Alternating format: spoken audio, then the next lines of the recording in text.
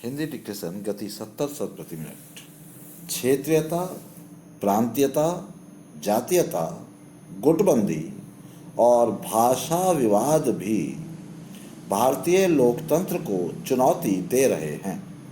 इतने विशाल और विविधताओं से भरे देश में प्रांतीयता की भावना होना स्वाभाविक है, परंतु इस भावना ने हमारे यहाँ भीषण उत्पात मचा रखा है। राज्यों के नदी जल बंटवारा जैसे आपसी विवादों तथा केंद्र और राज्यों के बीच उत्पन्न हुए विवादों ने स्थिति को नाजुक बना रखा है। राष्ट्रीय स्तर के नेता भी जाति और संप्रदाय के नाम पर चुनावी वैतरणी पार कर लेना चाहते हैं। इस प्रकार के हथकंडों से सामाजिक समरसता कमजोर होती है और पारस्परिक अविश्वास बलवान होता है। घृणा और विद्वेष के वातावरण में विकास और जन समस्याओं के मुद्दे पीछे छूट जाते हैं। जाति और मजहब के नाम पर तुच्छ राजनीति करने वाले भ्रष्टाचार और स्वार्थ पूर्ति में लिप्त रहकर भी स्वयं को अपने वर्ग के मुक्तिदाता के रूप में प्रस्तुत करते हैं। इसके अतिरिक्त भारतीय राजनीति में धन के प्रयोग की मात्रा बढ़ती ही जा रही है और अभी हाल ही के वर्षों में तो चुनाव में इतना व्यय किया गया है कि योग्य किंतु निर्धन व्यक्ति चुनावों में विजय प्राप्त करने की कल्पना ही नहीं कर सकता।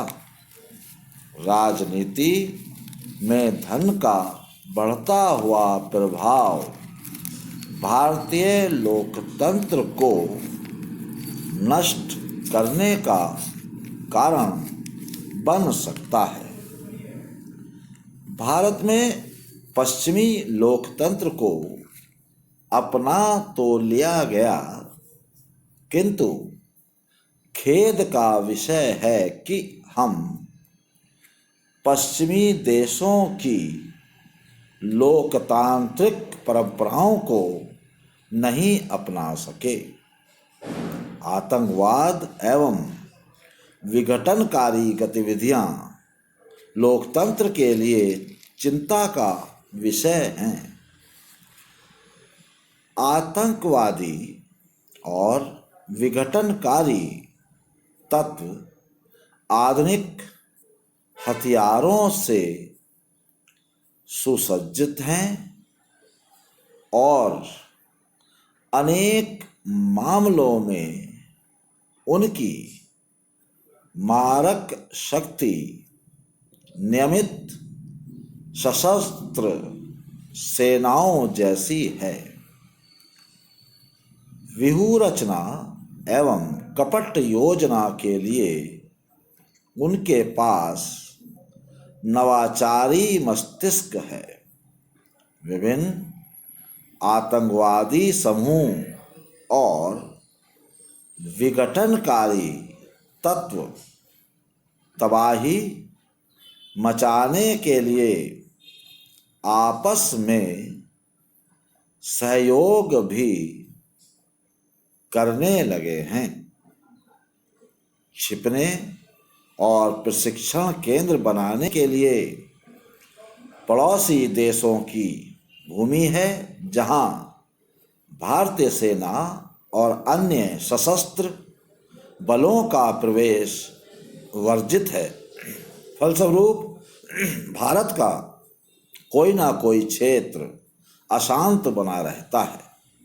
जम्मू और कश्मीर का क्षेत्र भारत में विलय के समय से ही पाकिस्तान प्रायोजित आतंकवाद का सामना कर रहा है। कुछ समय पूर्व तक पंजाब में आतंकवादी गुट कहर मचाए हुए थे। पूर्वोत्तर भारत में आतंकवादियों और विघटनकारी तत्वों के कई गुट सक्रिय रहते हैं। बिहार में नक्सलवादी और माओवादियों के उत्पाद के साथ साथ जातीय संघर्ष भी होते रहते हैं। तो आज के लिए बस इतना ही। धन्यवाद।